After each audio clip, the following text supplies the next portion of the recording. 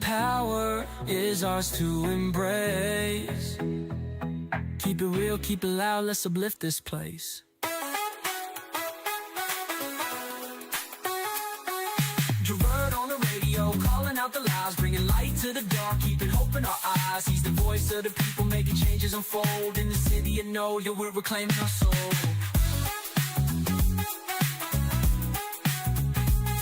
Yeah, let the truth resonate with Gerod on the mic. We're rewriting our fate in New Orleans.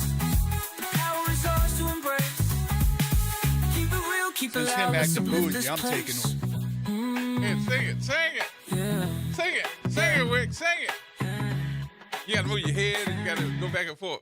You ain't saying nothing, and you cut it off, and you stand there like you got somebody that just doo-doo in your Kool-Aid or something. What's wrong with you? I'm trying to keep him laughing at your stupid butt. You doo-doo brown around here today, huh? No, that would be me. That would be me. That would be me, because I'm like, what in the world is going on? Hey, you didn't even give me a chance to No, crack on. I ain't even, nope, nuh-uh, nope. I'm like, boy. Man, what's going on like that, G? It look like black women in this city that's in charge of stuff don't have a chance. Like they just got it in for our people. Huh? They just have it in for our people, man. Yep. What's up with that? Yep. So, because I know that everybody's going to call, and I'm not going to avoid the conversation. I can tell you I don't know. Several things I don't know, but and if I am Susan Hudson and the CFO over at Orleans Parish, my advice to y'all, even though I know the both of you, and of course I want to tell you a story, but as a friend to the both of you, be quiet. Don't say nothing. Be quiet. Because I know your phones are jumping off the hook. I know that folks are calling, girl, what done happened? Be quiet. And sit down and have a conversation with your attorney and move forward. Because everybody that's going to be in your ear is not going to be your friend. Yep.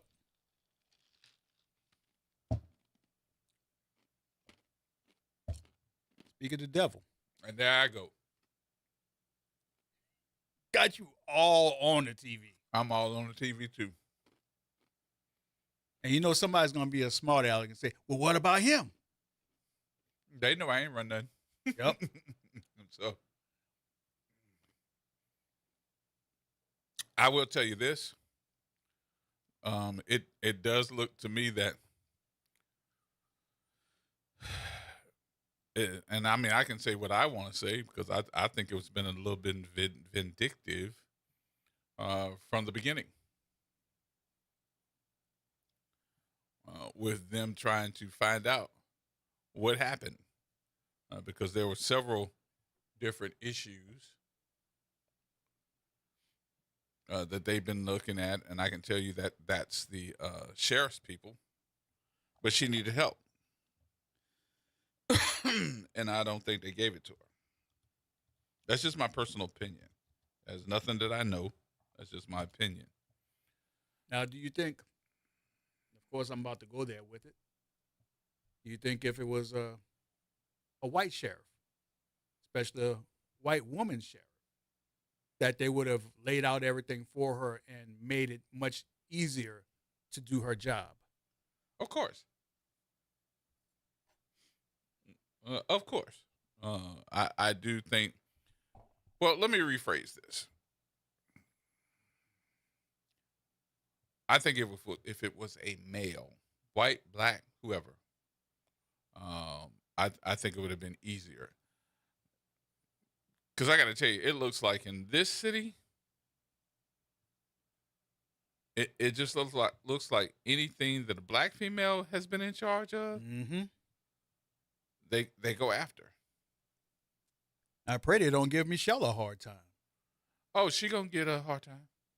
Yes, she will. And I ain't wishing that on her. No, I don't wish you on that at all. I want her to have a smooth transition, And look, easy job.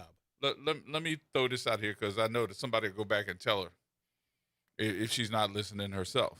I don't wish her no harm. I None hope at she's all. successful. But they going to put the clamps down on this office because them other folks, they want it. Mm-hmm. And I think part of what's the problem with Susan is the fact that she stood up to him and cut out of her. Susan cut out so much stuff. Oh my God, underhanded stuff, under the table stuff, to the point where she pissed off a lot of people. So here they come. Here they come. And just for doing her job. Yep. Now, did she do everything right? I'll be the first to say that everybody makes a mistake. No matter what position you're in, you're going to make a mistake. Some of the people that work for you, they're going to make a mistake. So just get ready for what's to come. And if it's anything that I could help Michelle with, to give her some insight on what I saw from the previous administration, I'd be more than happy to tell her. But she's not going to ask.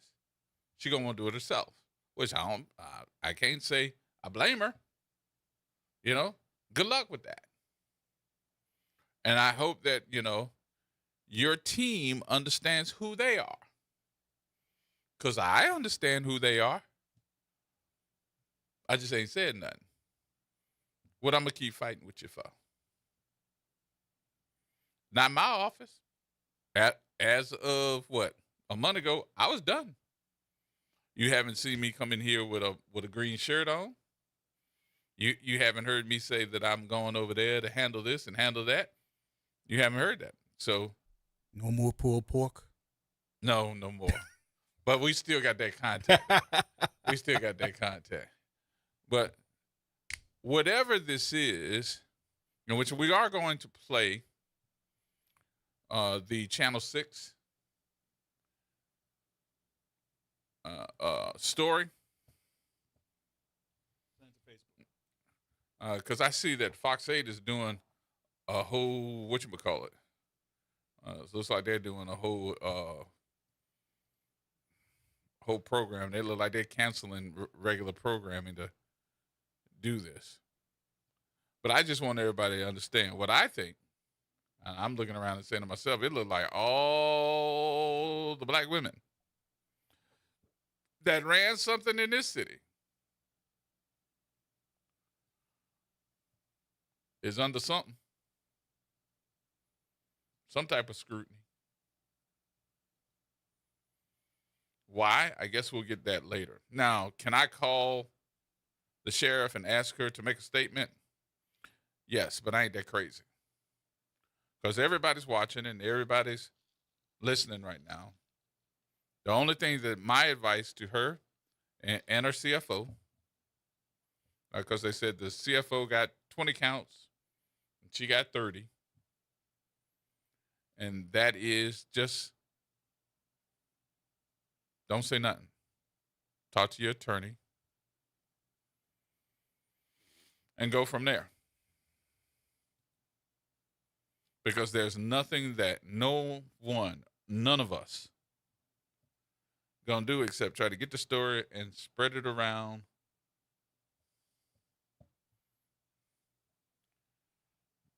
And that's gonna be it.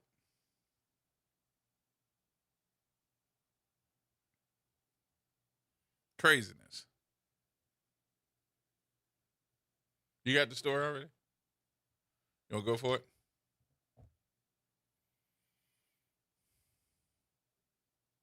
You ready, sir? Okay,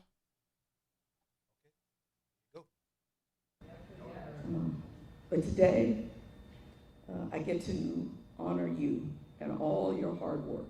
It's hard sometimes in politics to be able to get through all the political noise and get to the heart of what's going on. Today, I'm gonna give it my best shot. My last chance to really address you and to brag on you and to thank you. And I just want to say thank you all for being here this morning. So let's get started. First, I want you to know that serving as Orleans Parish Sheriff has been the greatest honor of my life. Whew. It gave me the opportunity to keep my promises to the people of this city through you, the people who do this work. Because when I ran for a sheriff 5 years ago, I promised I would do 4 things. Number 1, I would support and uplift our deputies and all of our staff, right? But our deputies are in those pods every day, dealing with folks every day, dealing with the toughest work every day. And I said I would do that, and we've done that. In this report that we're putting out today, we're gonna talk about the raises, and we're gonna talk about the training and what we've poured into you, the resources, the equipment. We're gonna talk about all that, because it's important to know I kept my promise to you when I ran. I said I was gonna support you, and we did that. Number 2, I said we're gonna provide resources, education, and training to those in our custody to help them so that when they leave, they don't do what? Come right back. We know that was a revolving door. The arrest rate was around 8 when I got in, about 7.96. Our most recent data shows that the arrest rate is about 3.5 right now. So the work you did, yeah. The work you did matters to public safety. You sit at the heart of public safety. So that was number 2. Number 3, I said I was gonna bring this organization into this century, the 21st century.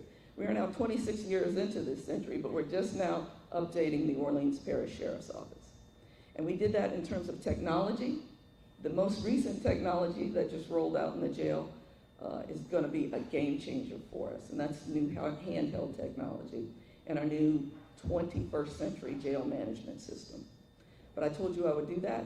Radios, body-worn cameras, tasers, making sure everybody even had a vest, which we didn't when I first got into office. So I said we were gonna bring us into the century. Number 3, we did that. And 4, I said I would value this community's leadership in this space to help make the changes that the community said they wanted to see. And they've done that. Our programming is mostly done by those outside of OPSO, by our community, whether it's education, whether it's job training, whether it's addiction treatment, whatever we're doing and pouring into this space, our community is helping us do that. Those were my 4 promises, and I want to thank you because you all helped me keep those promises. Give yourselves a round of applause for that. But as I said, 4 years ago, I stepped into this role at a time when our office and our jail faced serious challenges. We were dealing with an aging and broken infrastructure, staffing shortages, funding shortages, compliance issues under this long-standing federal consent decree, and a system that too often strained both the people in our custody and especially those who serve them. But even then, I saw something powerful. I saw you, the people of this organization, the dedicated public servants who show up every day in one of the most difficult public safety environments in the country. People who believe this office could be better, and you hung in here with all the changes. People who believed in dignity, accountability, and humanity. And I didn't just see the work. You trusted me with your stories. You trusted me with your hopes, your aspirations, what you wanted to see happen. You shared your concerns, your struggles, your frustrations at times, and your hopes for what this agency could become. And I want you to know I heard you. I heard you. And I carried those conversations with me into every decision that I made. And I hope, I truly hope from the bottom of my heart that I served you well. All right. So what you're hearing was her farewell speech. Because they're getting ready to have a changing of the guard. Transition is happening. As a matter of fact, on next week, Michelle Woodfork takes office. So this is Susan Hudson's farewell speech. And thank you to the men and women and the people in the community that helped her through her tenure. And then today we get the notification that she has been indicted. I'm talking about Susan Hudson. The story reads as this: the Orleans Parish Sheriff has been indicted in connection with the jailbreak that left 10 inmates on the run last year. Sheriff Susan Hudson was charged with 30-count indictment brought forth by Louisiana Attorney General Liz Merrill. Hudson is facing malfeasance in office, conspiracy to commit malfeasance in office, filing or maintaining false public records, conspiracy to commit filing or maintaining false public records, obstruction of justice, and conspiracy to commit obstruction of justice. Bond has been set at $300,000. The sheriff's chief financial officer, Bianca Brown, was also indicted on 20 counts. She's facing malfeasance in office, conspiracy to commit malfeasance in office, filing and maintaining false public records, conspiracy to commit filing or maintaining false public records, obstruction of justice, and conspiracy to commit obstruction of justice. Both have to surrender their passports and cannot leave Louisiana. Hudson and Brown are due in court Thursday morning for a status hearing in the case. This comes after Merrill probed the jailbreak for nearly a year after dangerous inmates, including some of who face murder charges, were on the run after breaking out of jail behind a toilet. Hudson has maintained that the jailbreak was an inside job at one point during her re-election campaign, referring to it as the Great Let-Out. The 10 inmates who escaped are facing simple escape charges, and 8 are expected to go to trial in September. 2 are undergoing treatment for competency ahead of trial. Indictment comes just one day after Hudson held her farewell speech. She will remain in office until Monday, when her successor, Michelle Woodfork, takes the oath of office. Merrill issued the following statement regarding the indictment.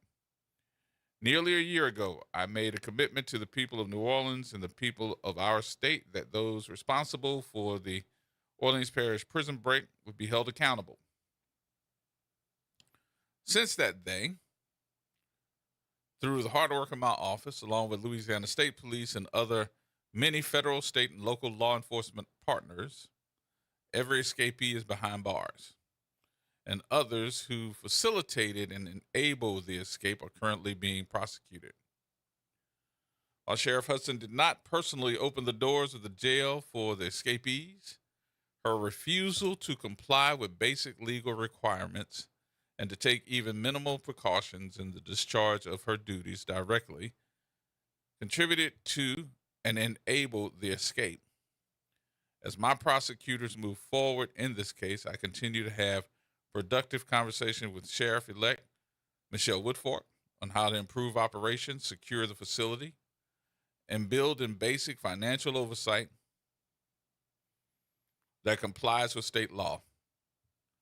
I am confident in her commitment to implement the difficult changes needed to reform the jail.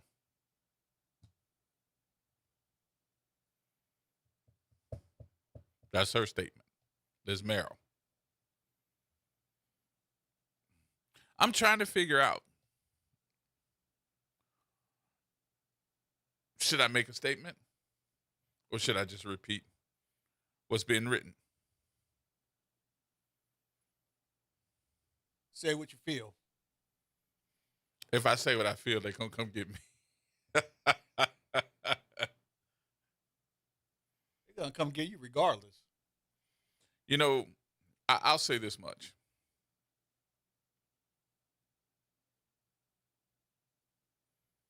If anybody that is close to Susan Hudson heard the despair, heard the worry, heard the whys, asking the whys, and seeing that she couldn't sleep at night, and then in an election process, where she was going to run for office again, would think about even putting their campaign on hold until they got all these guys rounded up. They would know that this conspiracy to commit or enable that jail, and it would even go back to, and this might be something for you to think about there, Sheriff. Just go back to your television special you did on Channel 4, where 2 years ago you said this jail ain't safe. How many times have you gone to city council to get money and they said no?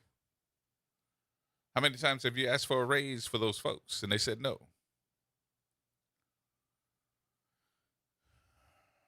And the person that ended up taking over this investigation was actually Liz Merrill.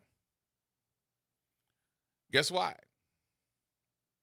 Because Susan Hudson asked her to.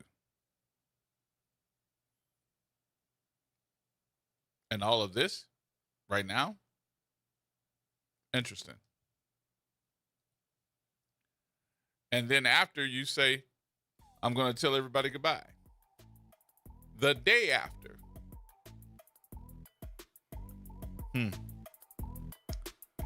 All right, we'll take some telephone calls here. 504-582-9422 is my number. Let's get it going.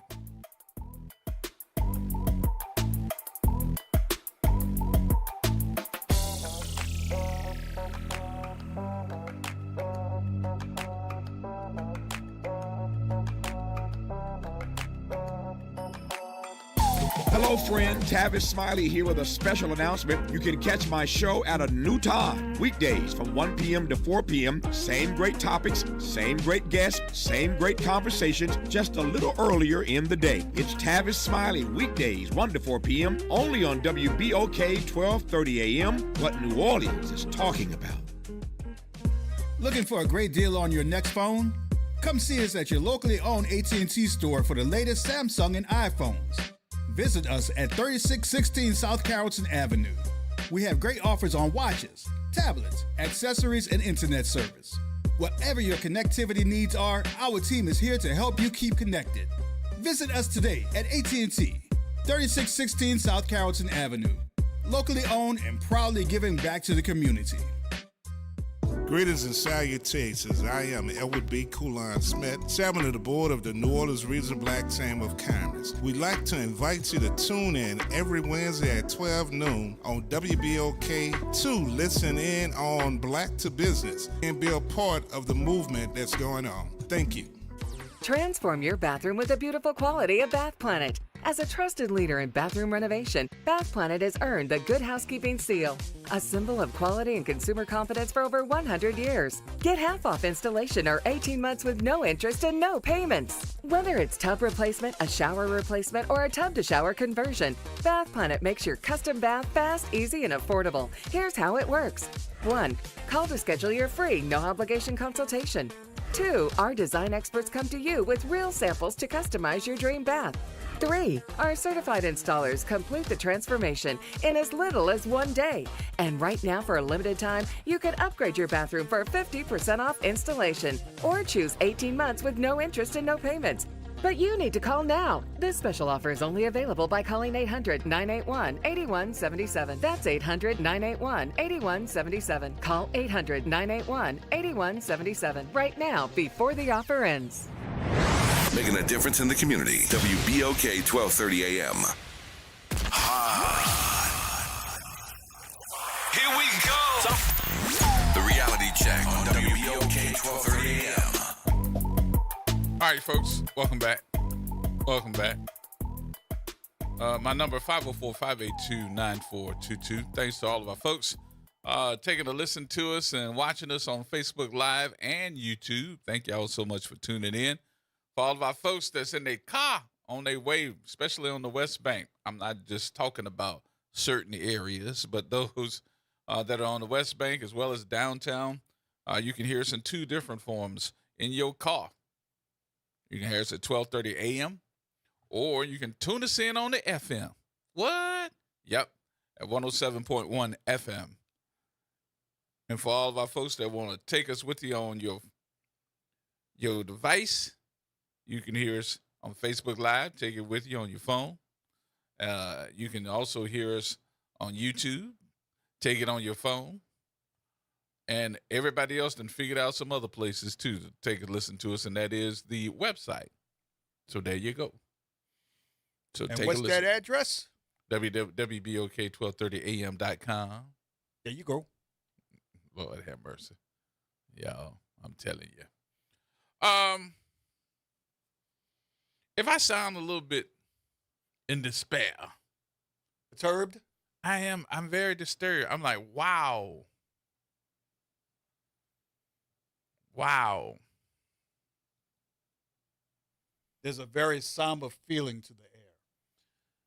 Yeah, not only that, but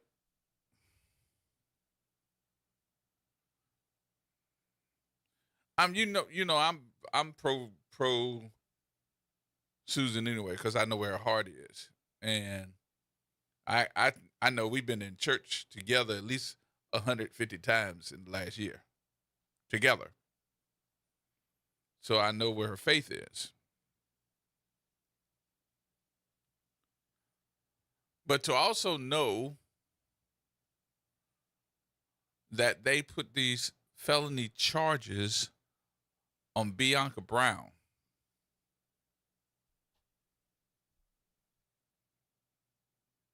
The CFO. I know Bianca.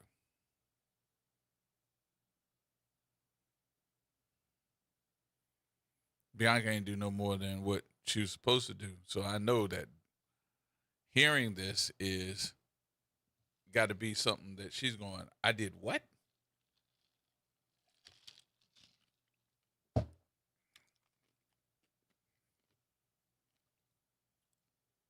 But to the both of them, be quiet.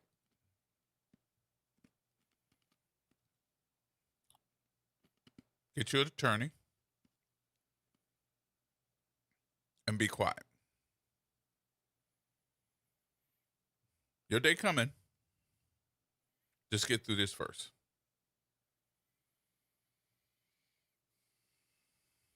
Just get through this first.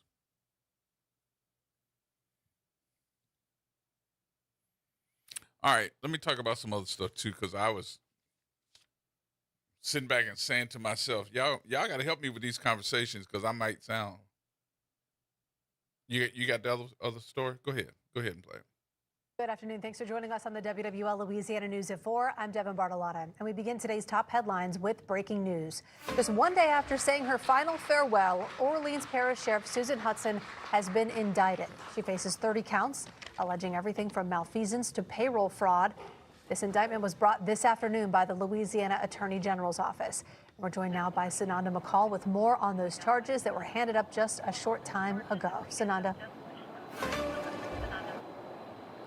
Hey, Devin. Yes, this afternoon, a grand jury handed down an indictment for Sheriff Susan Hudson, who was actually out the door as sheriff, and she's being indicted on 30 felony counts, which do include malfeasance, filing false public records, and obstruction of justice. According to a statement from the Attorney General's office, this all stems from the jailbreak at the Orleans Parish Jail that occurred last year when 10 inmates escaped. Attorney General Liz Muriel says since then it has been her mission to hold every single person responsible for the jailbreak accountable. And Muriel did note that while Hudson did not actually open the doors for those escapees herself, she says that the outgoing sheriff was at fault because there was not enough protection to prevent a situation like the outbreak. Now, just yesterday, Hudson, as we heard earlier, gave her farewell address and has opened the door for the newly elected sheriff, Michelle Woodfork.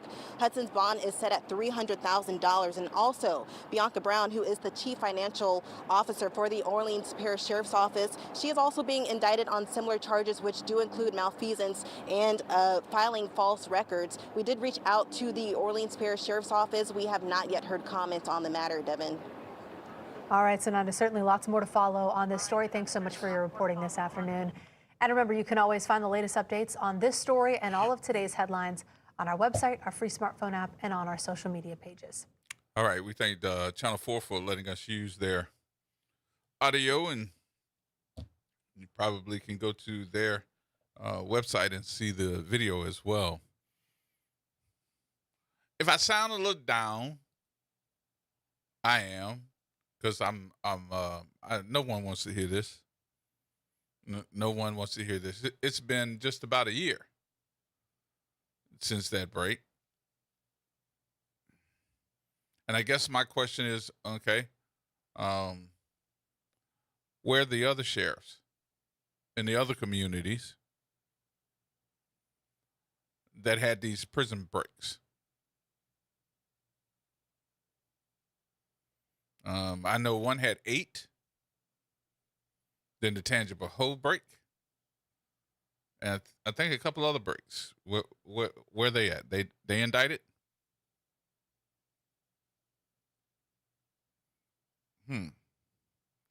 We'll hear more. We shall hear more, and we'll know. But we all know that, she ain't everybody's favorite. And we'll work from there. I'm going to be quiet, Sheriff. I'm going to be quiet. Because I know they're listening. Let me go to this. I need to send you something else too, Wick. And I'm surprised that we're not hearing anything about this. Well, what are you talking about, Gerod? I'm talking about the Southern Poverty Law Center.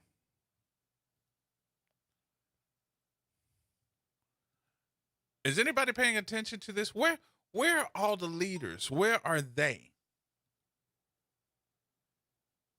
Where are they? Where are the leaders that are saying, how do you talk about the Southern Poverty Law Center folks being indicted? These are the folks that are fighting for civil rights advocacy.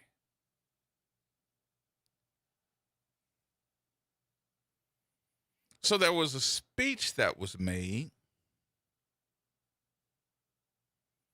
because I'm trying to figure out, how do you say that the Southern Poverty Law Center has been doing criminal elements when they're fighting for folks that have been prosecuted wrongly?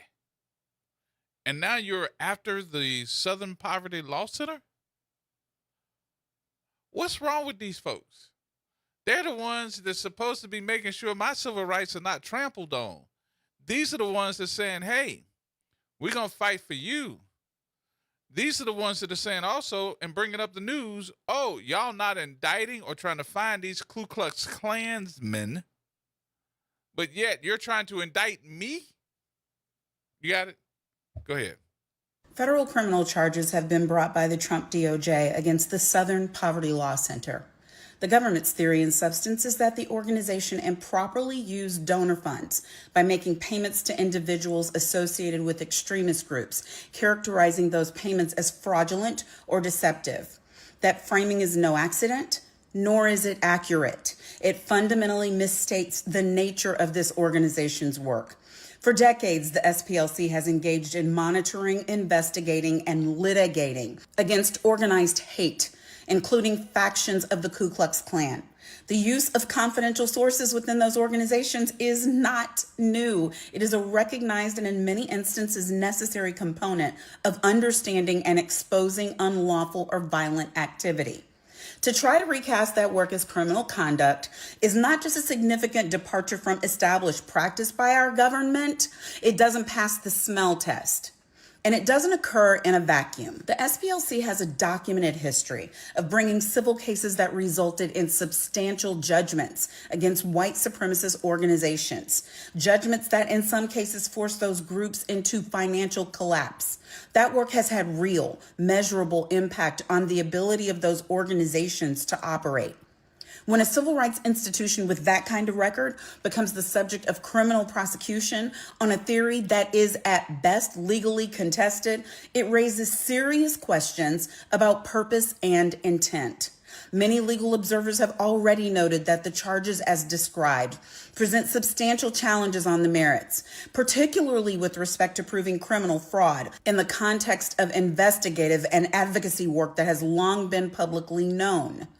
This matters because the effect of a prosecution is not limited to this particular outcome. The process itself, investigation, indictment, public accusation, can impose significant financial, operational, and reputational strain. In that case, the case functions not only as a legal action, but as a pressure mechanism against a civil rights organization, not just in one as big as SPLC, but against every civil rights organization doing the same work.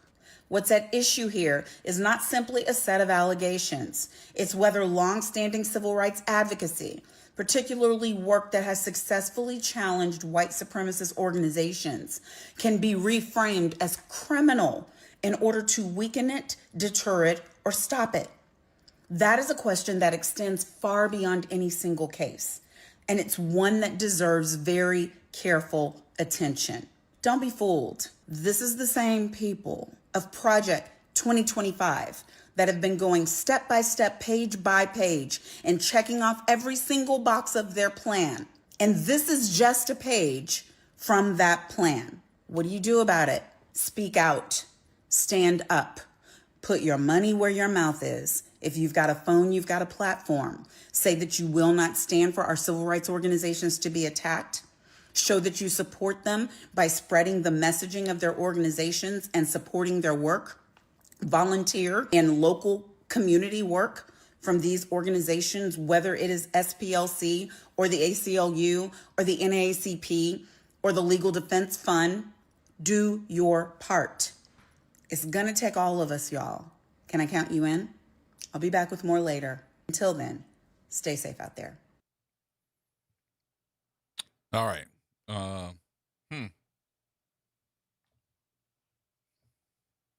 There's another one. Well, what you mean there's another one? The Supreme Court. I don't know what's going on today. Is it Wednesday? Is it Thursday? What's the day? Today Wednesday, right? So I'm trying to figure out what happened on today. Is this Bad Luck Wednesday? Is this screw a Negro Wednesday? What is it? Because the Supreme Court struck down the state's second majority black congressional district today.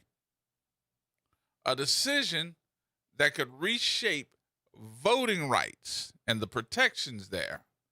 So instead of having two mostly African-American districts,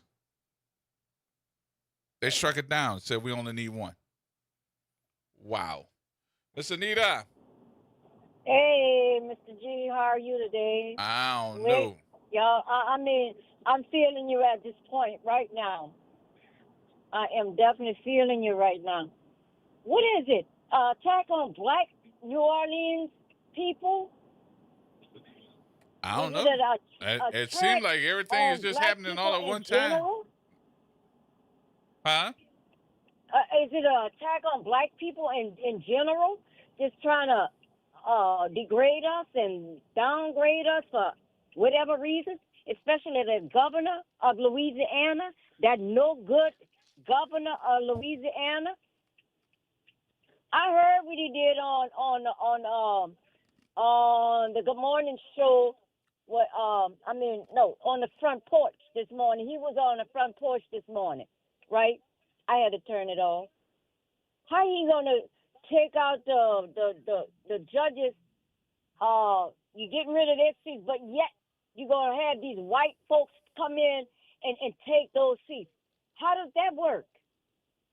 But yet you're saying you need to get rid of these positions, but you're gonna put who the hell you want in it. Yep. I'm not feeling it. Yep.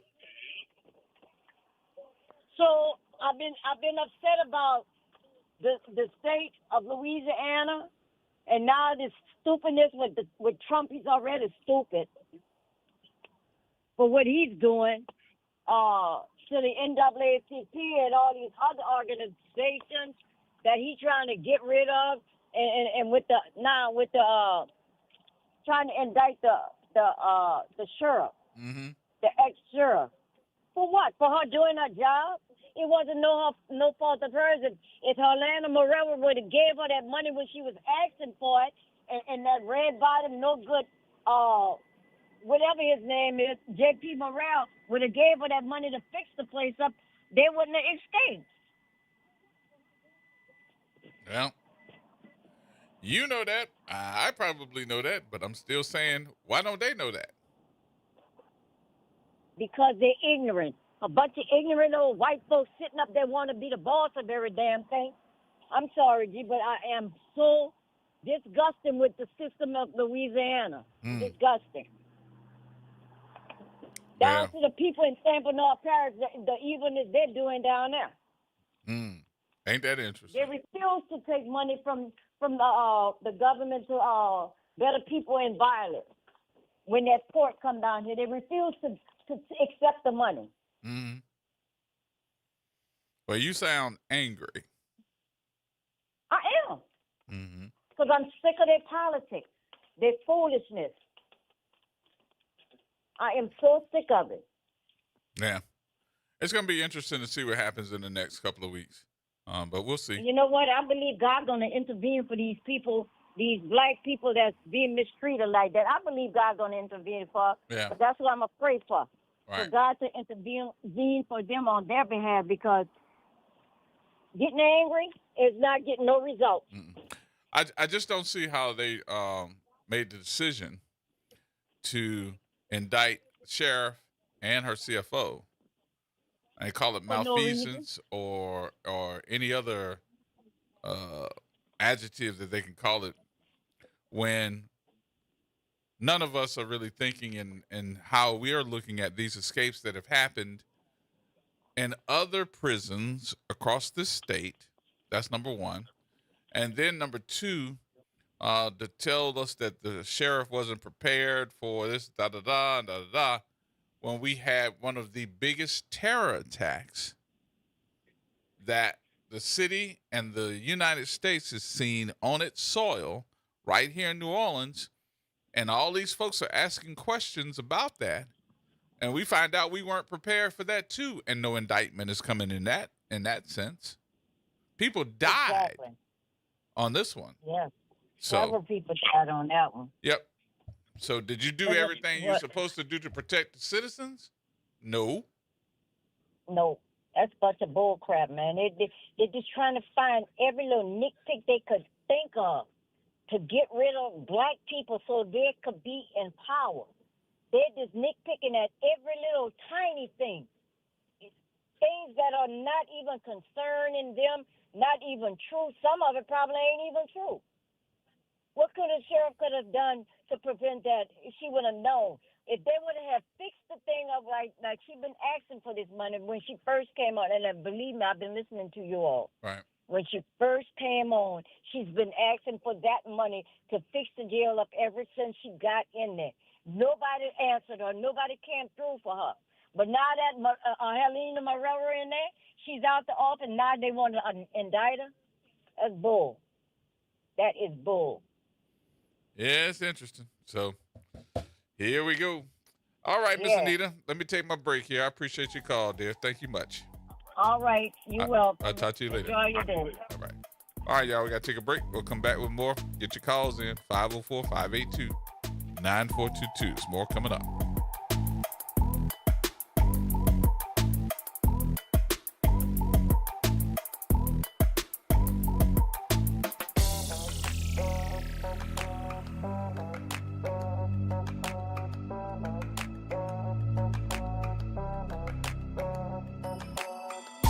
Norman Robinson is back. Can you hear me now? And he's taking no prisoners. Can you hear me now? Each weekday, Norman Robinson brings you commentary with Off the Top. The incident was shocking, disturbing, disgusting, disappointing, and sad. Each weekday, Off the Top with Norman Robinson is heard exclusively right here.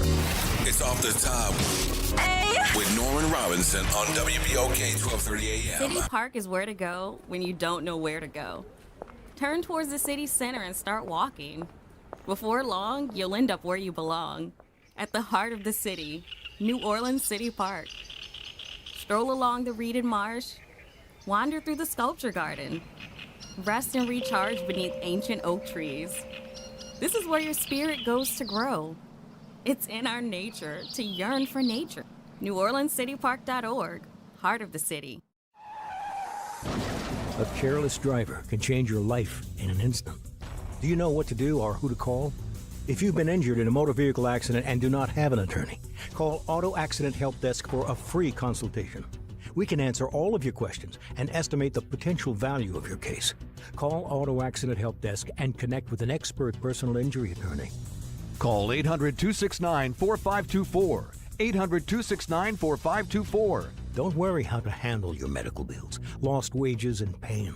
We will get you the money you deserve. They got me way more than the insurance company offered. The consultation is free, and you do not pay any legal fees unless we win or settle your case. Make the smart call. If you've been injured in an auto accident, call Auto Accident Help Desk for a free legal consultation.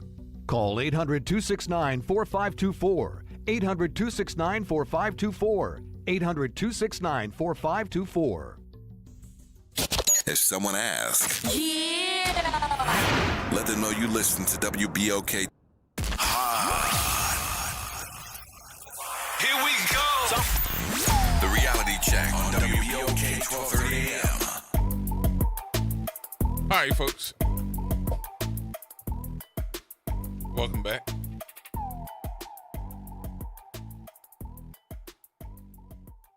So we got the Susan indictment. We got the Southern Poverty Law Center. Now I got to move to the Supreme Court.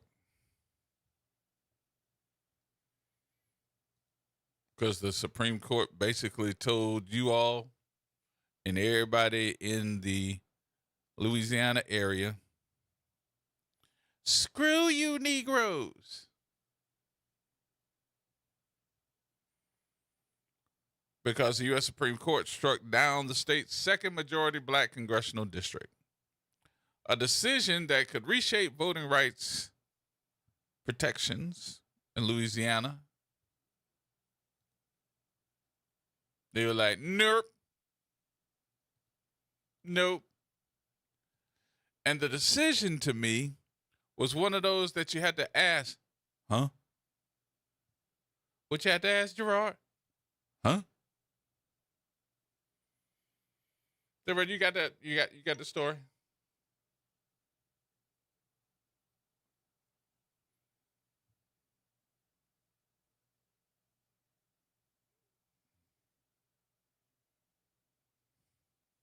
Supreme Court struck down Louisiana's second majority black congressional district in a 6-3 vote. It is a decision expected to have nationwide implications. Our Winston Reed joining us now live in the studio to break down what this means for black voters in Louisiana and what leaders are saying around the state. Hey there, Winston. Hey there, Mike. Yeah, so the ruling reopens a fight for a new congressional map in Louisiana. It's a win for Republicans who are looking to take control of a district that likely has to be redrawn. Now, the conservative majority found that District 6, that goes from Shreveport to Baton Rouge, relied too heavily on race when it was drawn up and adopted in 2024. Now, there are a total of 6 districts in Louisiana. Black residents make up 1/3 of the state's population, and this district, represented by Democrat Cleo Fields, gave black voters the majority representation in 2 of those districts, District 6 and District 2, which is centered in New Orleans. Now, Justice Elena Kagan wrote in a dissent that today's decision renders this Section 2 all but a dead letter, and she's referring to Section 2 of the 1965 Voting Rights Act, which allowed minority voters to challenge maps that weakened their voting power without proving intentional racial bias. Now, we've gotten a lot of reaction from local and state leaders. Attorney General Liz Murrow said, quote, "The Supreme Court has ended Louisiana's long-running nightmare of federal courts coercing the state to draw a racially discriminatory map that was always unconstitutional." And Congressman Troy Carter said in a statement that this ruling is about far more than lines on a map. It's about whether black Louisianians will have a meaningful opportunity to make their voices heard. Now, Governor Jeff Landry, he also weighed in on the decision this morning. This is exactly what we've been looking for, is some clarity and certainty from the courts. Louisiana has been engaged in a judicial and litigation circus since the 90s regarding how and who should draw our congressional maps. And early voting for Louisiana's midterms starts this weekend. We're not certain if this ruling will impact this upcoming election because of the timing. All right.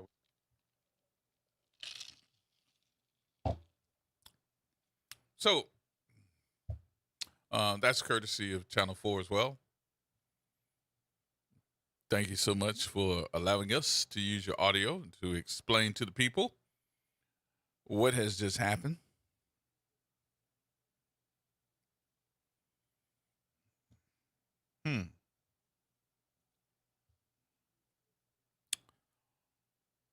So let me go into this. This is something that I know we've been talking about at this radio station. And if you don't believe me, just ask Carl Galman, because he's been talking about this for years now. We also ended up at a function that was held at UNO, where he got up to the microphone and questioned those legislators about those gerrymandering lines that they were doing to add black districts to white districts that would consume the voting power of those black districts. And if you don't believe me, ask him. I know he's listening right now. He's probably going to call in. Because the minute we started talking about these districts and who's drawing these lines, it made some people feel very uncomfortable. But those that drew those lines said, what's any different than what you all have been doing the entire time?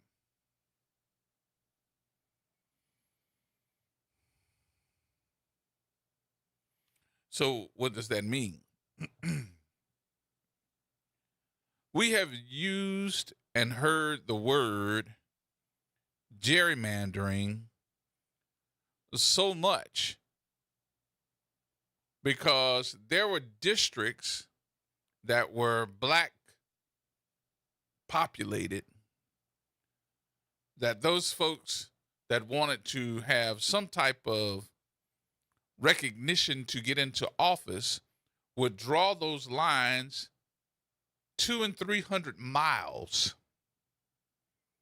so that they could whitewash those black districts and consume them in a heavily populated white district so that you wouldn't have your voting power. Does that make sense? Well, no, you might have to explain that a little bit more.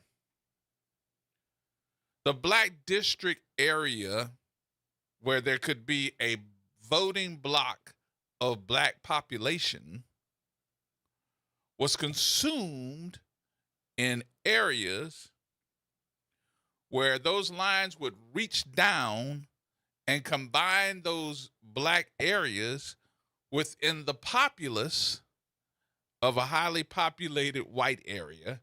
And it was almost like adding cream to coffee. It would turn it another color. It would just be a little bit tanner instead of black coffee. How about that? That's gerrymandering.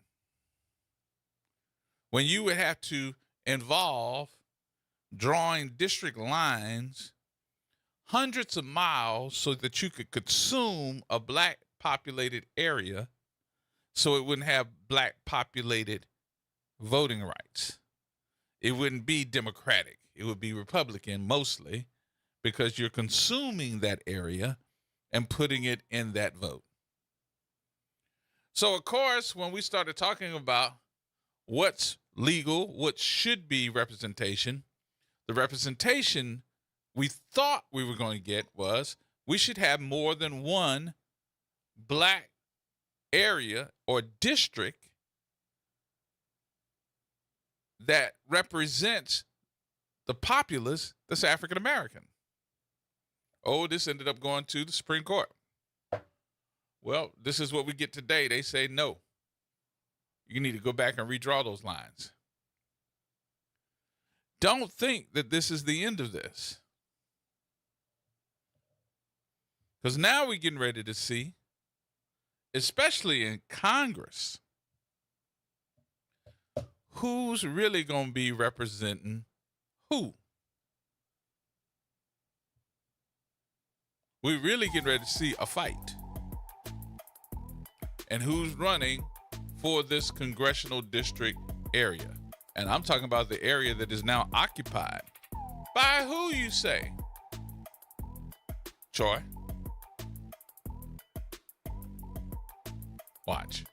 All right, y'all, we got to take our break. We'll take a break here. We'll come back. Have some more conversation with you in just a minute, because I know Galloway getting ready to call now.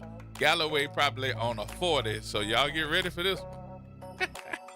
More coming up. News at the top of the hour.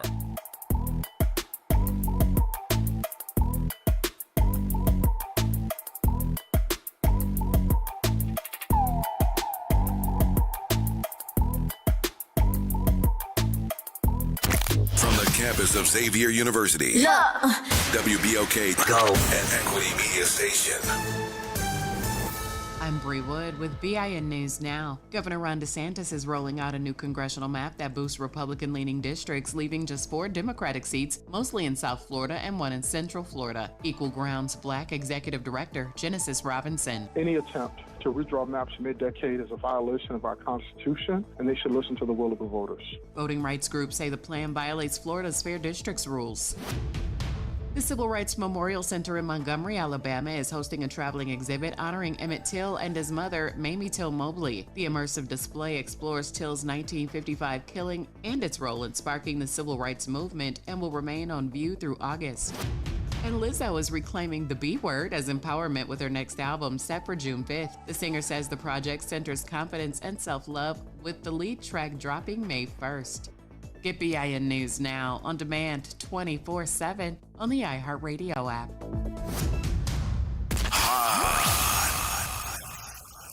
Here we go. The reality check on WBOK 1230 AM. All right, folks, welcome back. You all right? What's wrong? You have this, I don't want to call it pitiful, but you have this look. I'm not with it today, bro. I can't hear you. I'm just not with it today.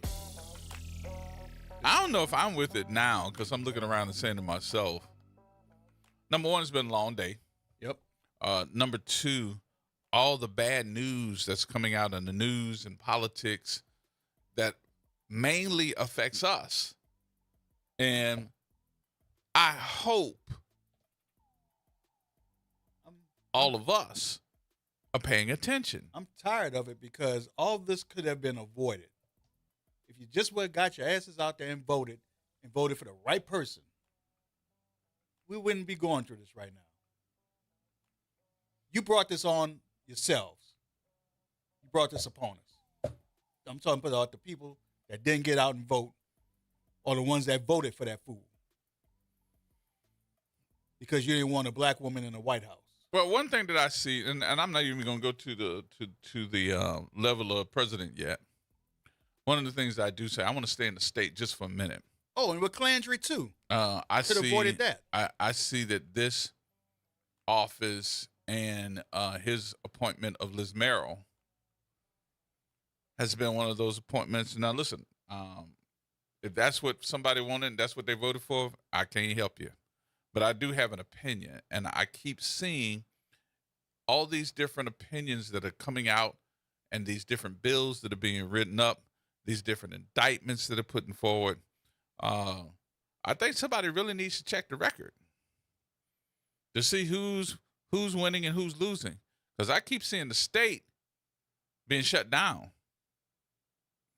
So that's something to look at. So here we go. Galloway. Oh, what's going on, Brother Gerod? Oh, it look like everything happening today. Oh, well, you got to go back and look at history. You know what the day of New Orleans is, right? What's that? April 29, 1862, the Confederates surrendered. At the time, New Orleans was the largest Confederate city. They still trying to get their revenge back from this. Now, black folks, maybe you're going to get off y'all behind and do something. I got to say this first. I've been a member of the SPLC card-carrying member for 20 years. What you're about to see when this go to court, they done kicked over the hornet's nest. The SPLC pays for information and tips just like Crime Stoppers. A box of information got out from one of the informants, and the names that are in this list, it just ain't Billy Bob and Bobby Earl. Politicians, lawyers, doctors, nurses, federal judges, all up on this list. That's why they came out and tried to put all these crazy charges up on the SPLC. You paying this guy for this, you paying this guy for that. The federal government has been paying people for information for decades and for years. Right. The problem is you don't want these people's names to be exposed that they affiliate with these hate groups, whether it's with the Klan, the Nazis, this right-wing this right-wing that. That's the problem with the SPLC. They don't want that information to be out. So we good. Like I told people, I am Galloway. Do you think that I'm really going to be sitting there working with the Ku Klux Klan? You think I'm going to be sitting there harboring them? So it's going to be a lot more names that's going to be dropped. And you're going to be surprised. In every single state, especially in the South, every politician that works in your state house, you're going to be shocked at some of them names that's going to come out of there. Well, one of those the names, and I think that, we could start with the state politicians and looking at them. Well, one of the legislators that has been pushing bills to eliminate those seats, those judges, all of those. And I'm sitting back and asking, is anybody looking at him? We keep saying the Senator Jay, but how about Dixon? Because Dixon wrote a lot of these bills. And the other part about it is when they asked him, do you believe in this bill? He actually sat on the daggone representative's floor and said, I believe in it, yada, yada, yada, yada. He actually stated it and repeated it like he was George Wallace. Exactly. I'm going to vote for it today. I'm going to vote for it tomorrow, and I'm going to vote for it in the future. For in the future. Yep. Yes. I was like, he repeating George Wallace? Gerard, those are the type of the people that the SPLC get information about. Mm-hmm. And these folks, I'm telling you, you follow this money, you're going to follow the informant, and the informant ain't got nothing to lose. It's like most informants will tell you, I can't go over here and I can't go over there, so I'm going to tell my truth because either way I go, something's going to happen to me. So that's what happens with a lot of these folks. They know what's going on, man. And, I got to say this, man. Sheriff Hudson, keep your head up. Get you a good lawyer. Don't say nothing to nobody. Keep your head up. Yep. I told you, Gerard, ever since I started calling you, I lived in a place where I seen where black people control their own, and they took it away from us, brick by brick, block by block. And I begged the people of New Orleans to wake up and get the right people in office, or it was going to happen to you.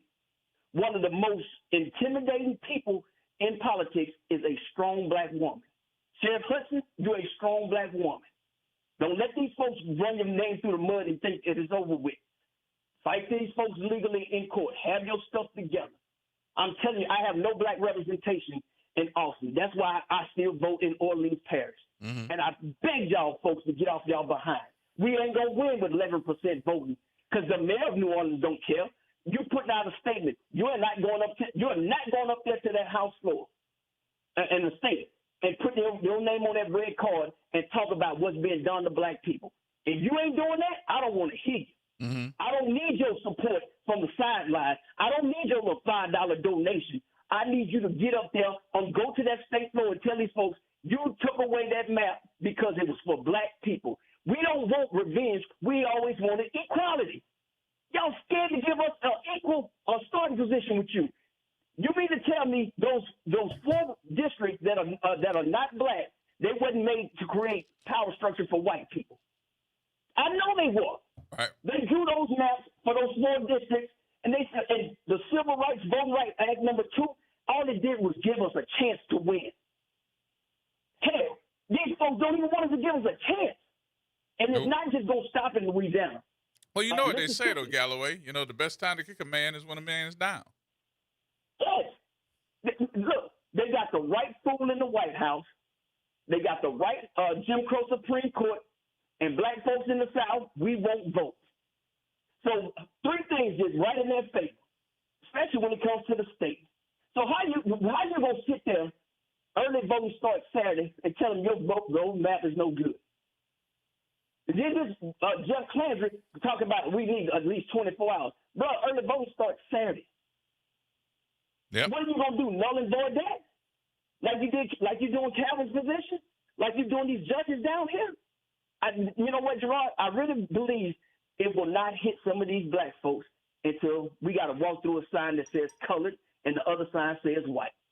I don't know what else to say. I'm surprised that the phones that y'all. I'm surprised y'all giving me a chance to even talk. I would think that the phones would be jumping off the hook so bad today with all this bad news toward black people that I wouldn't even have to say nothing except who's on the phone and line 1 and line 2. I'm appalled at what happened, but I'm also appalled on the reaction that we're getting from folks. Gerard, too many black people have fell in love and believe with integration was the best thing for us. Ever since integration became law of the land, conservatives, whether they've been in the Democrat Party or the Republican Party, have tried to fight and claw a way back to getting it pre-segregation. Mm-hmm. They're not going to be satisfied until we are back on plantations or we in somebody's jail or we've been back to domestic service. That's what their goal is. I don't know what else to tell folks. Just because you think Helena Moreno is your friend and she takes pictures with you, Helena is on their side. One day y'all going to wake up and realize that. Her buddy is Liz Morel. Liz Morel and Helena, and I don't care what nobody thinks because I've seen it with my own eyes, was at a fundraiser together. And if you think I'm lying, tell one of them to call the show and tell me I'm lying, Helena or Liz. I know y'all work together. Mm. This is not a game with these people, Gerard. These folks mean business. While they sit around and let us shuck and jive and dance at second lines in that jazz festival, while y'all doing that, they sit there writing legislation. They finding one of them good old boys, like the way we was talking about, I'm assigning today, tomorrow. They finding people like that to put them up there on the forefront. Ain't nobody gonna let that happen to him. They too busy. They down there celebrating. And they done told Helena Moreno, you can put out a statement, but you better not say nothing else. Mm-hmm. Listen, what is our district attorney? This DA said nothing. You barely got people go up there and speak for Calvin. And folks think if I'm lying, I was there. I watched who put their name on them red cards and spoke on that man's behalf and spoke on the city of New Orleans. It was nobody from your city council, and it wasn't your mayor, and it wasn't your district attorney. Wow. These people mean business, and they've taken every piece of power from you. Right now, in the city of Orleans, tell me a black person that's in charge of something except the Sewage and Water Board, and he's not really in charge because Helena's the president. Don't worry, I'll wait. Don't worry, I will wait. Find me a black person in charge of something. I know it's cricket, but Gerard, I'm not playing about this. If they can come to Austin, one of the most liberal cities that had black folks thriving and surviving, you don't think they can go down to New Orleans? Oh, absolutely. You don't think they go down to Jackson, to Baton Rouge, to Houston, to Charlotte? Every black city I'm naming, they coming for y'all. Yep. It's a testing. New Orleans was a testing ground. Now it's about to pass. The Supreme Court, Alito, Clarence Thomas, and the rest of those 6 conservatives on the court, they've been waiting a decade to do this.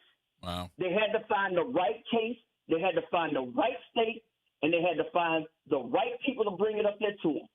They are afraid of the word black. That's why that thing got kicked out, because it said black. I'm surprised Troy Carter said black folks were black today. But Brother Troy, you on your own. I ain't riding with you, Doc. Yes, indeed. You roll with Helena, now you going up the Mississippi without a paddle. Galloway ain't riding with you. I'll ride with somebody else, but not him. Anybody that stood on that stage behind Helena, I said this before and I said it again. Everybody that stood on that stage behind Helena, are y'all going up to Baton Rouge to say anything? I can tell you right now, I ain't seen one. Wow. Hey, I'm open. And listen, please call in and criticize me on anything that I said, because I stand behind everything I said, and it's facts. Oh, I you got may you. not like the facts, but I'm telling you. But look, I got to say this before I get off here, Gerard. I'm about to go work for TPG. You know who PG is? Who's that? That's that global investment firm that Helena just sold the city to. I have to talk about that at some point, but that's a whole show. And you're talking about what? $4 million a year that we're going to miss out on. And then the other part of that, I'll say this, and then I'll leave it alone for us to do the investigation. But you're talking about $103 million to go into the, I guess I'm gonna call it the hurricane fund. My question is, how did that money get lost in the first place? We didn't have no hurricanes. If the fund was $103 million or $100 and some million dollars, I think he said 160. Where did the money go in the first place? Did we clean that out too with the general fund? Because if we did, that's a violation.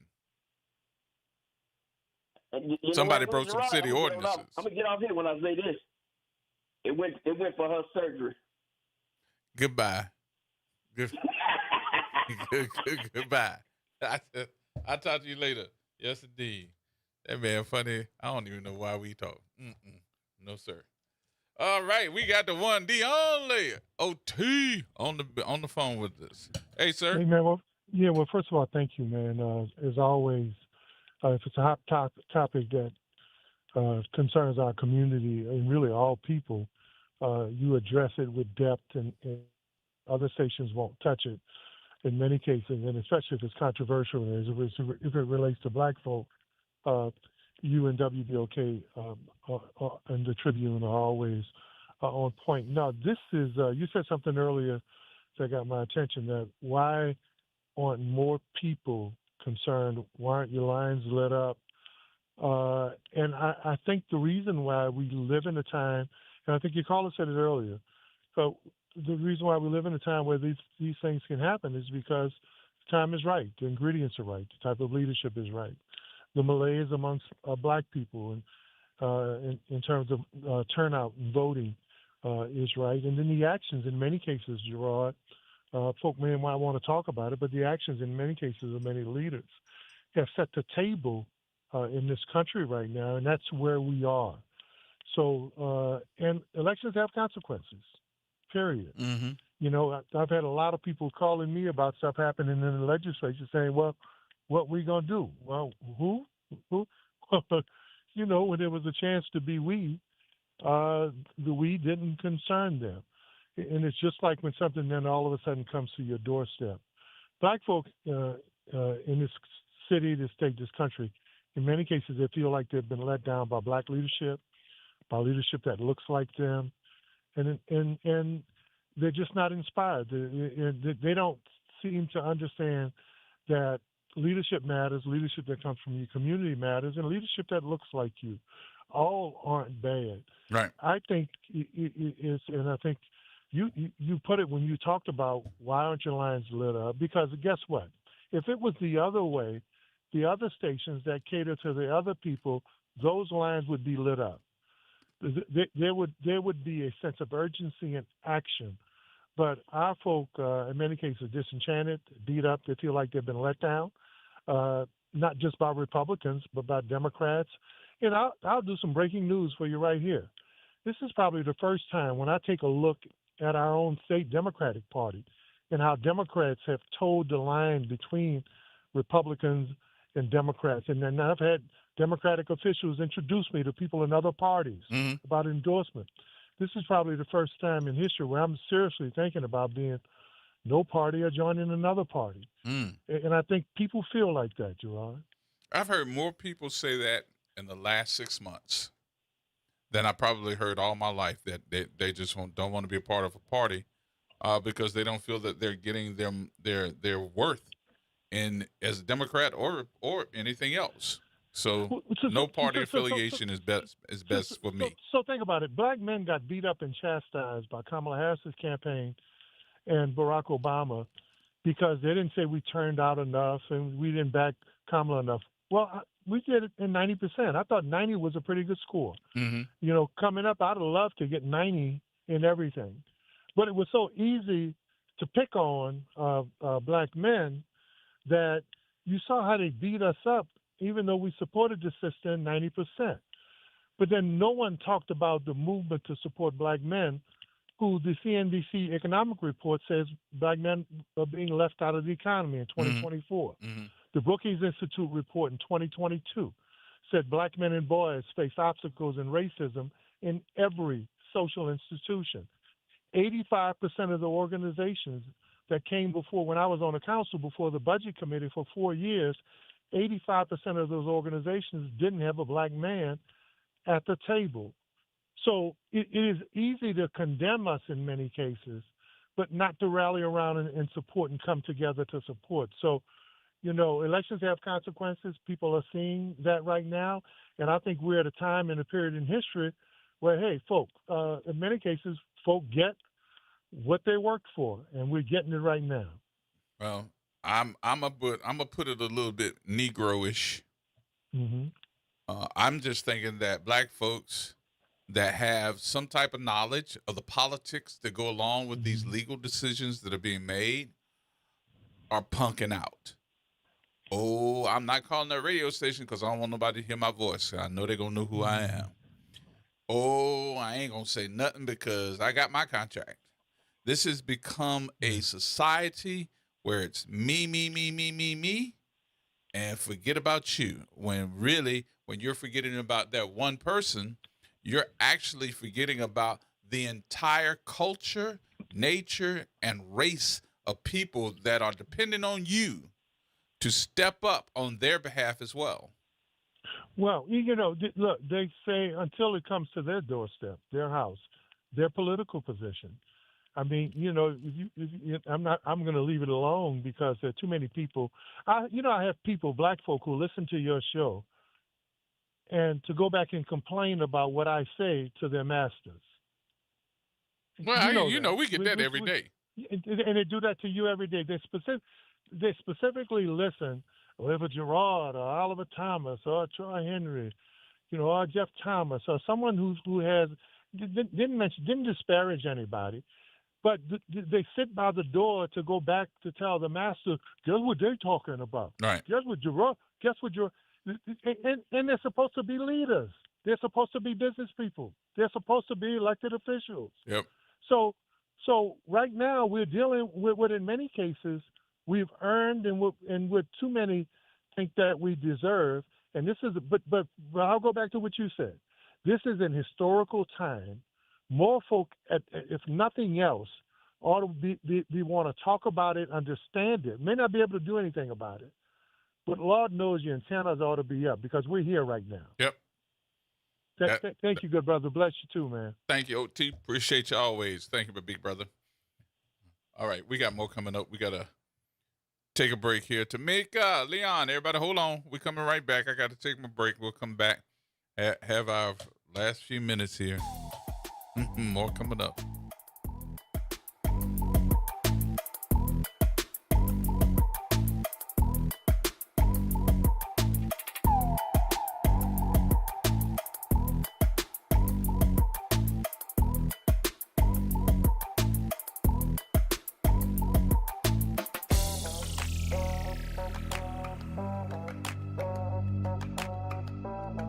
This is the Bloomberg Black Business Beat. Bobby Wagner is a Super Bowl winning linebacker and one of only 3 to record 2,000 tackles or more.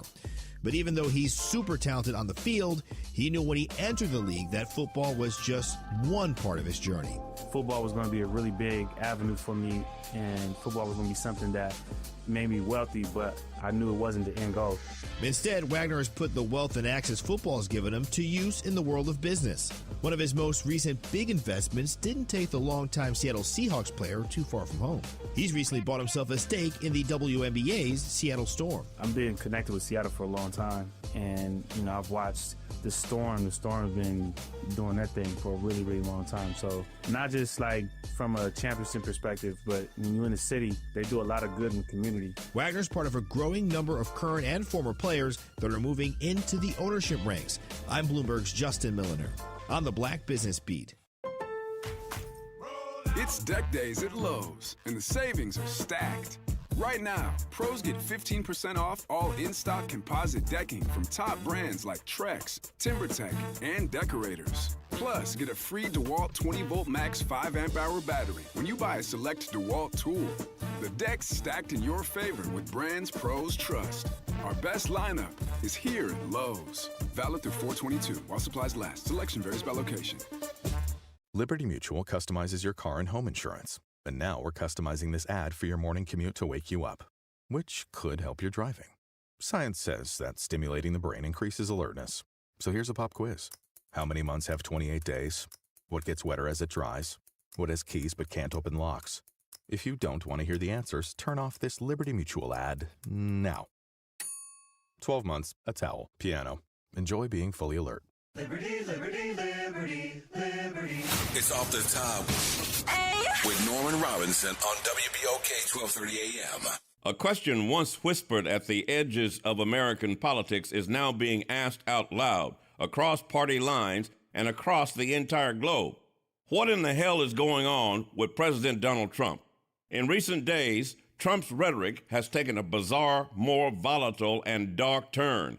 His comments about Iran have been described by critics as not only provocative, but dangerous. Language that raises the temperature in an already combustible part of the world where he is creating chaos with an outright war on the Middle East.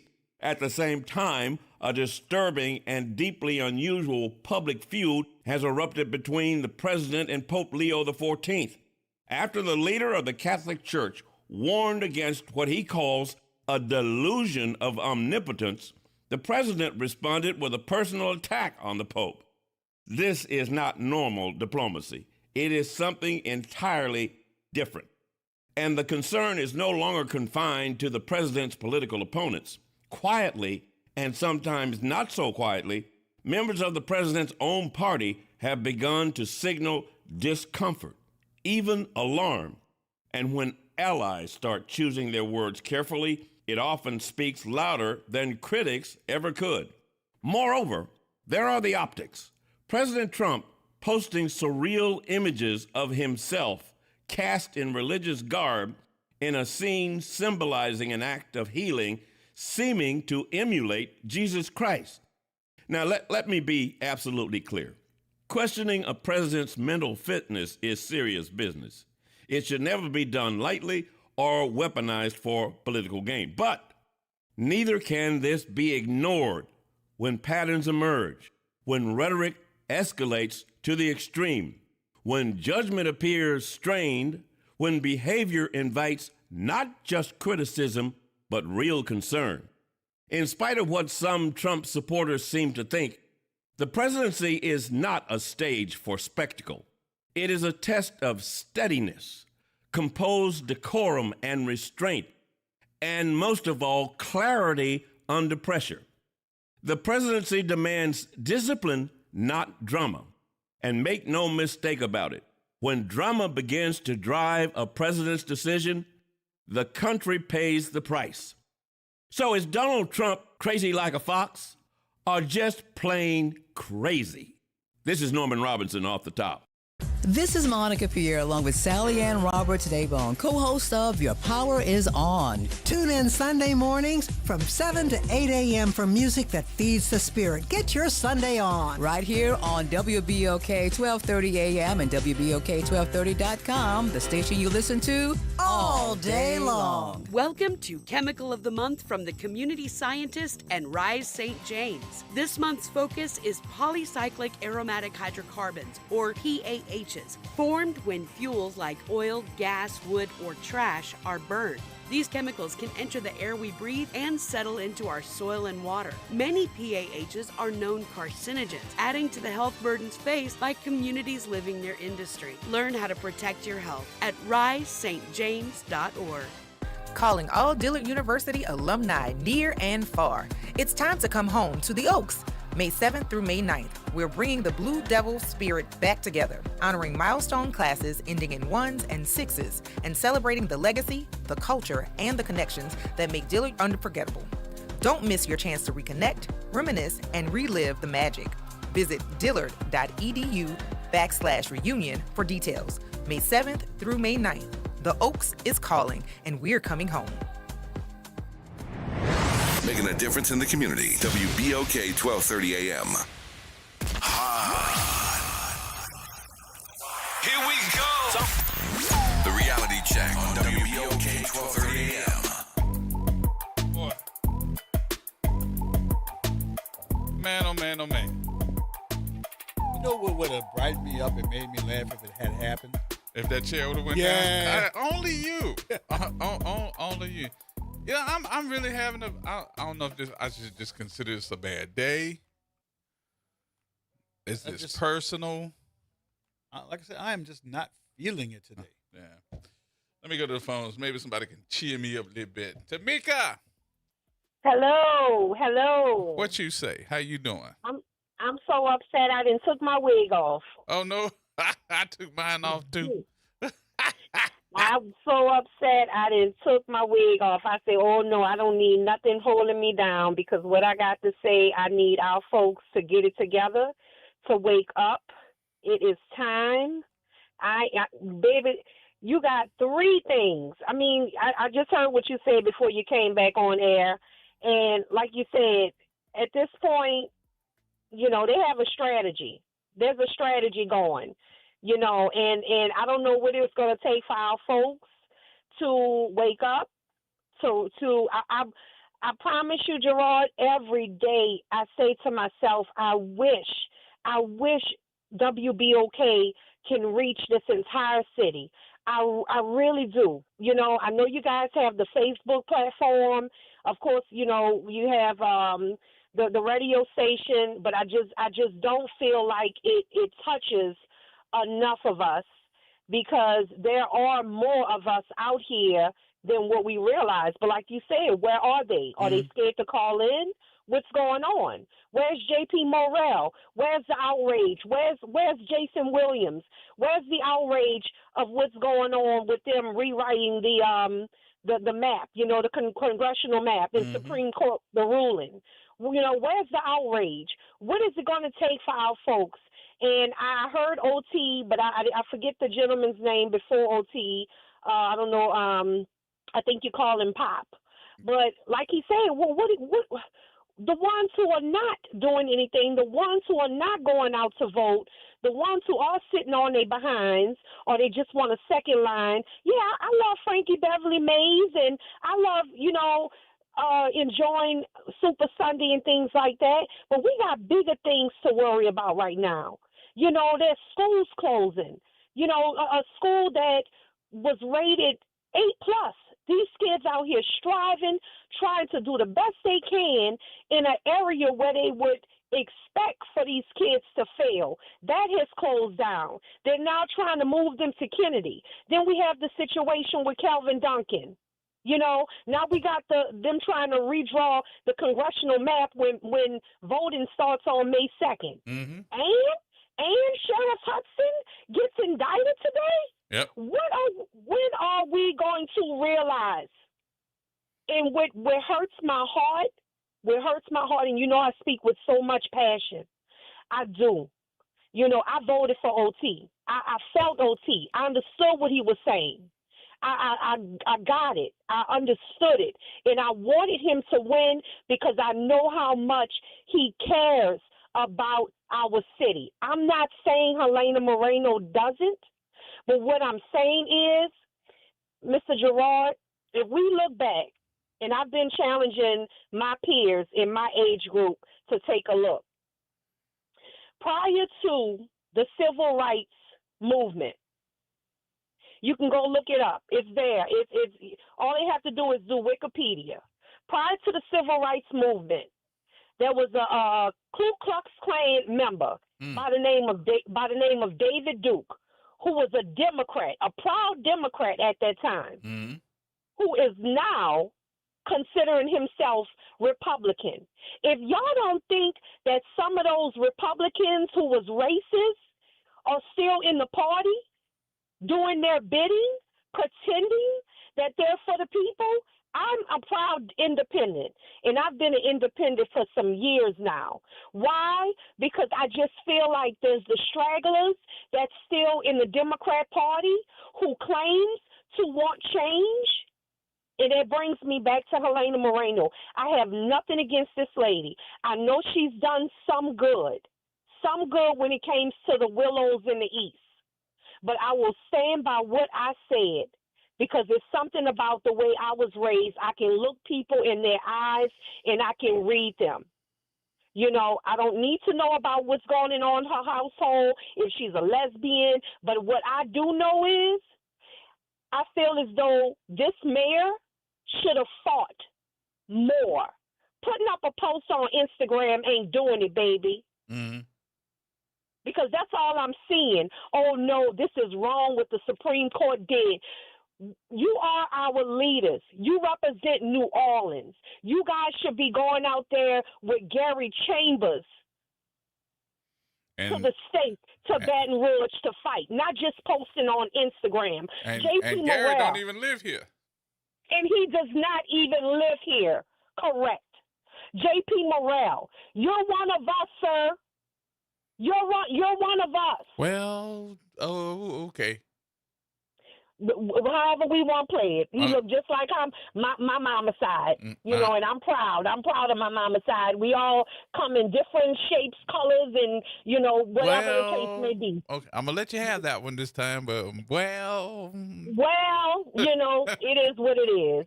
But what I'm saying is, you know, I'm tired of the politicians that when it's time to run, they want to reach out to the black churches. I look at all the commercials.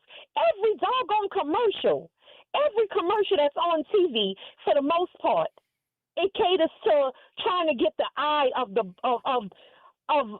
urban world.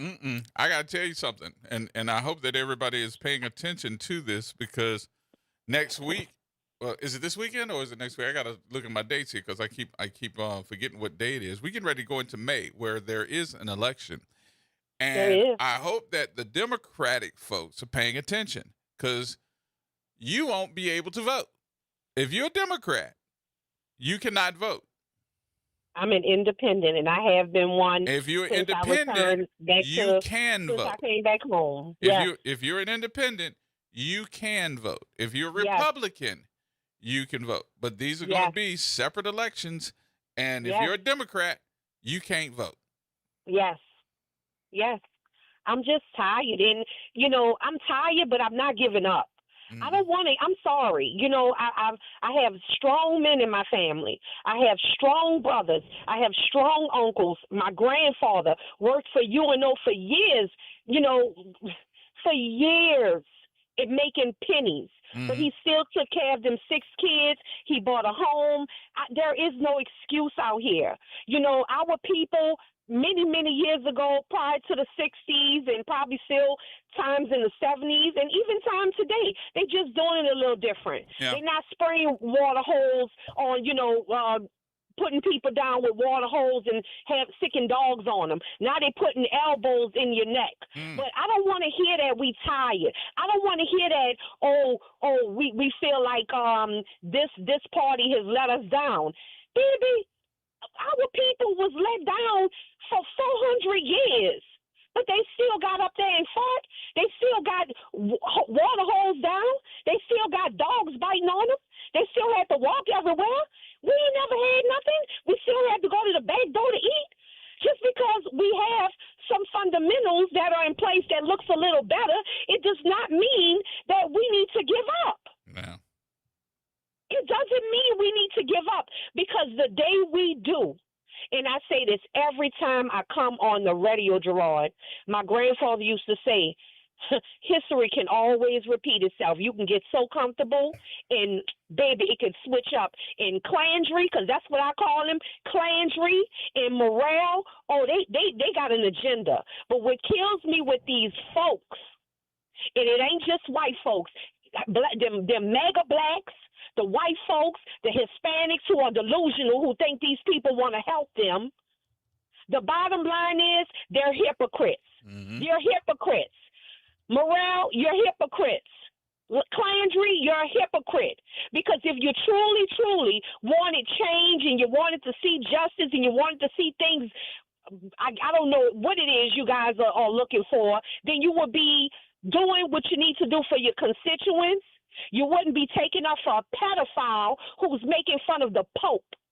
I thought we was a state. I thought we was a state that, for the most part, represented, Catholics and religion and Christianity. Really? But that's who y'all choose to be y'all leader? White folks. Rural hospitals are shutting down. Okay? Rural hospitals. Y'all have no jobs.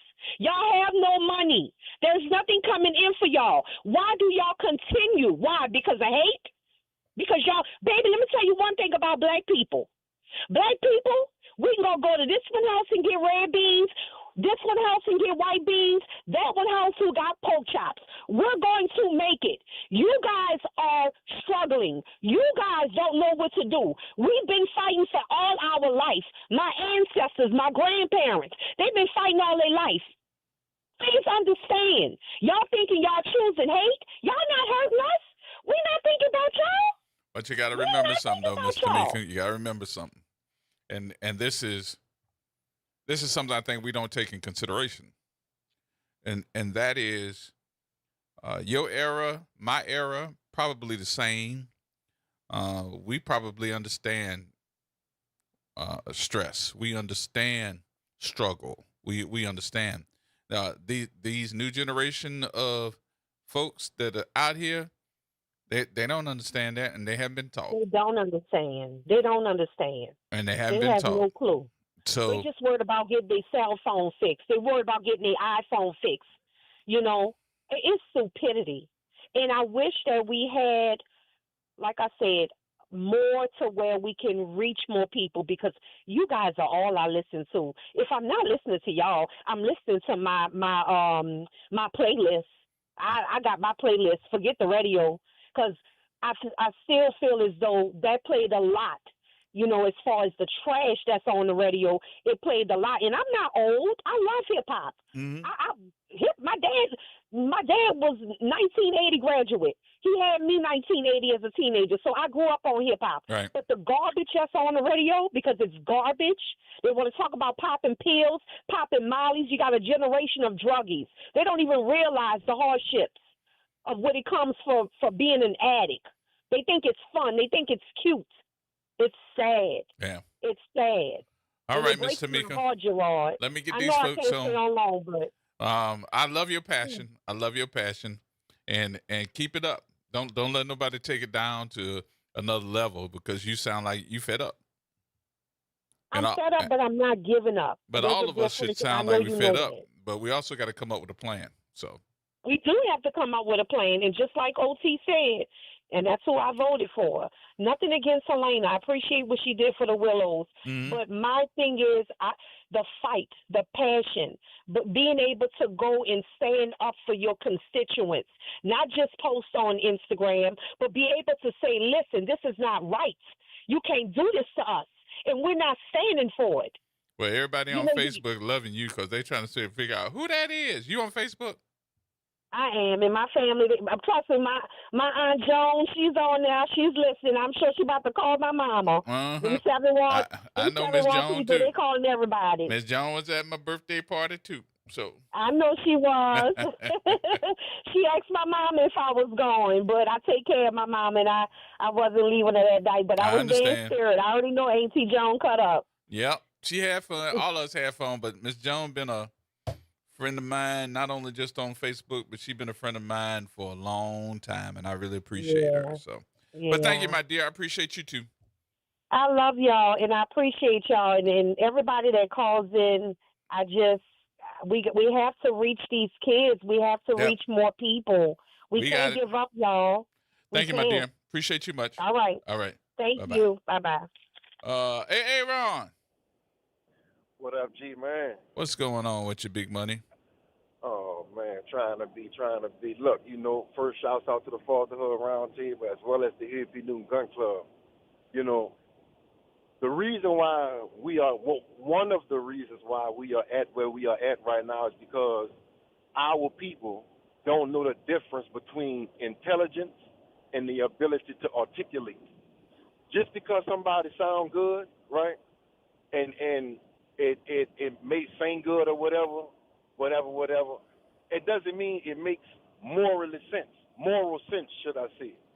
When you look at these politicians, one thing we forget is that this same government that some of us like and give our all behind, right, they created a 6-point platform program to dismantle black organizations and black leaders. Like Brother O.T. always said, people are expecting us to be made whole with halves, right? Now you talk about the voter rights bill. Some of us are so shocked. These people have been doing this since the beginning of when we first got here. Mm-hmm. Talk about the voting power that we have. 68.2% went out there and voted for Calvin Duncan. The governor that won by 30% is eliminating the office, so the brother don't even have a chance to go up in there and do what he set out to do. So you talk about going out there and voting and stuff like that. Look what they're doing with the power of the vote, whether we go out there and vote or not.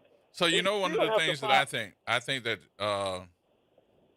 as we were talking about that, I was like, what he need to do now, if he's going to eliminate his office, what Calvin should do is start a statewide campaign to run for governor. Since you're going to eliminate me, and since I'm going to be that victim, let's go ahead on and put the story out and tell everybody what this governor did to me, and I run for your seat.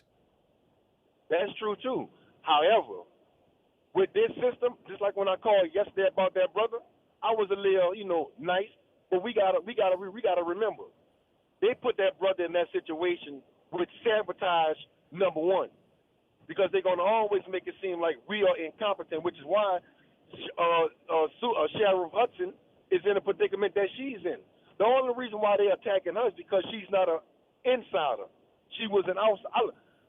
I don't even like police officers, but her, I've been messing with her since she was the independent police monitor, because she's the heavy supporter with the Fatherhood Roundtable. So I know this sister. I know her heart and dedication. And like you said earlier, if she was doing something that she didn't have no business, why would she even call for Liz Morel to head the investigation?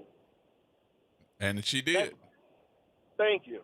But these things, we got to get ourselves together, because too many times we sit back and put our destiny in everybody else's hands because we too lazy to even think about giving a damn. Everybody want to call and say, oh, it's this one, it's that one. No, it's you, Negro, because you're not doing what you're supposed to be doing. We have Red Bean Monday at 1529 Newton Street in Algiers every Monday. Rain, sleet, dangerous heat. How many people from the community you think pull up and donate red beans and rice so we can make sure that we keep the community fed, right? And we not a government-funded organization coming out of our own pockets. But too many people, they need this so-called government that constantly show you they don't give a damn about you to make them go out there and take care of their own community and their own neighborhood. Then they won't call this show, some of them, as if they doing so much. Troy Carter did a whole Project 2025 town hall, what he called every Thursday to the morning show, talking about TSA, but he's not talking about how the plan for TSA is to get rid of TSA and hire private security. So it's little things like that. We got to do better and stop putting our destinies in everybody else's hands, expecting the greatest outcome, because we are satisfied with concessions instead of things of actual substance. We got to do better. All right, my brother. All right. Hey, Ron, thank you, my brother. Always good. More coming up. Leon, hold on. Got to take a break.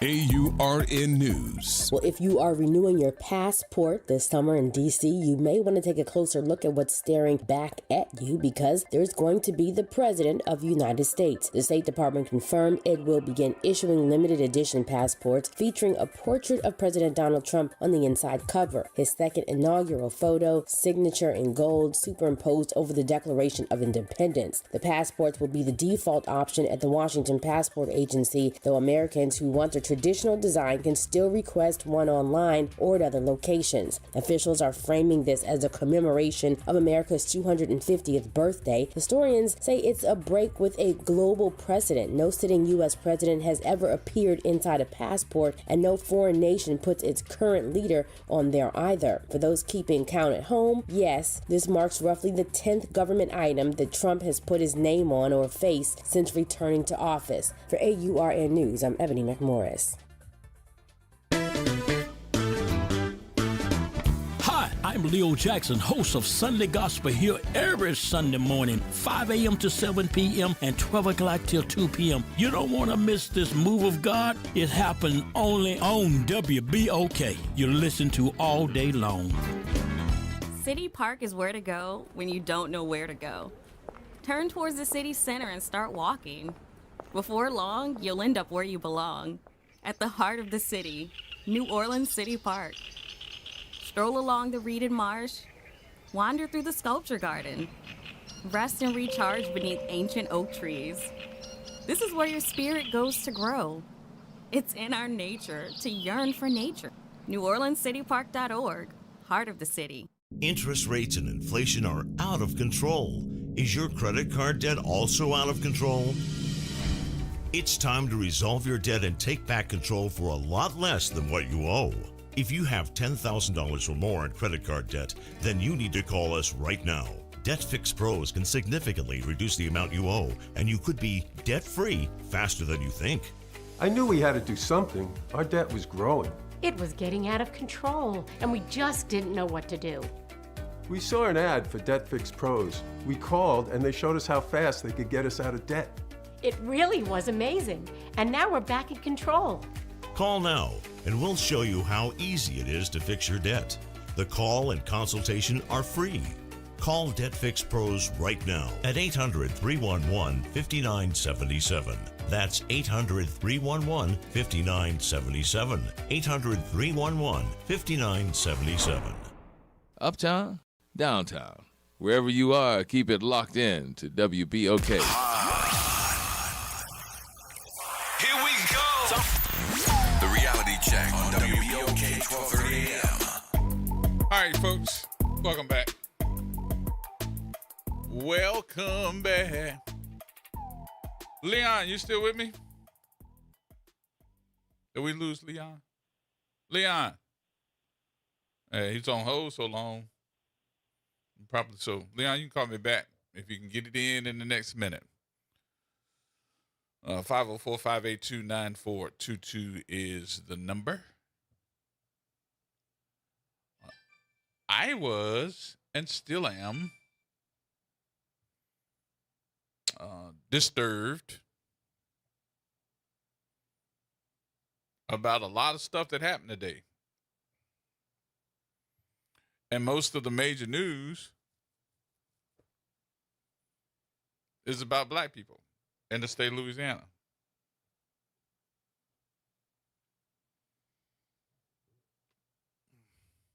But I guess more people, Leon, that's you? Leon? Yeah, this is Leon right here. Hey, yeah. bro, I'm sorry. Go ahead, because I ain't wanna put you on hold again. How you doing? Oh, okay, I'm doing all right. Okay, Gerod. Remember when Mama and Grandmama used to say, You ain't got to call the dude on the wine or the drug, the drunken. You ain't got to call him a wine or a drunk. He know what he is. Mm-hmm. You ain't got to call a dude selling the drugs, a drug dealer, and beat up on him. He know what he doing or she doing. You ain't got to beat up on him. You ain't got to tell the folks. And people, they get frustrated. I understand. You ain't got to keep telling the people, oh, y'all ain't get out of that boat. Y'all went to the Saints game, all that. Okay. We always say power is the ability to define a phenomenon. So we know what the phenomenon is. We going to make it act in a desired manner. Okay, that's what we going to do. So Leon finna come with some solutions. Because I get it.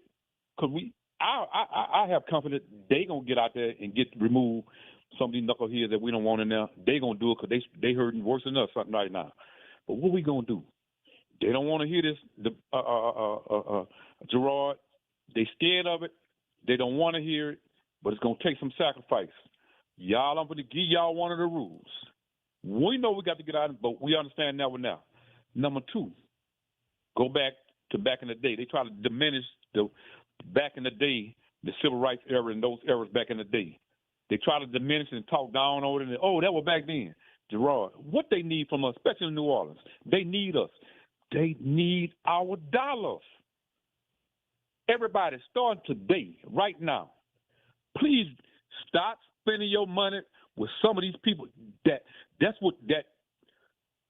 You know what they represent. Let's keep our money in our pockets, share with each other, spend with each other. It's gonna take some sacrifice. I don't care what they say. Oh, we need Walmart. Oh no, Gerard. Then at one point we had a grocery store out there on the West Bank. And the brother had that.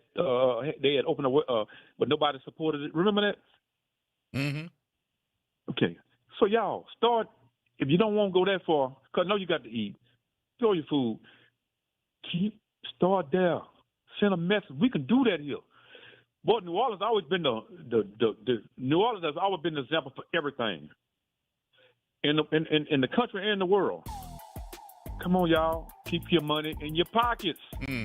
Spend it go support the system. Go support the people we need to know. We know we need support. But keep your money when it comes to them other folks. Yeah. Don't spend your money there. I don't care if it's Jazz Fest. Don't take your money there. All right. And I need to raise my boss up, Gerard. I appreciate you, boss. Keep saying it. Yep. Keep All saying right. it. Appreciate you, though, boss. Thank you. All right. That's going to wrap things up for me on the day. I know that we'll probably be talking more about this as we go. So keep your head up to all of our folks that might be in the news today. Keep your head up. You never know where we're going to head, where this going to head. But this too shall pass, right? All right. We'll talk to you a little later on. Y'all be good.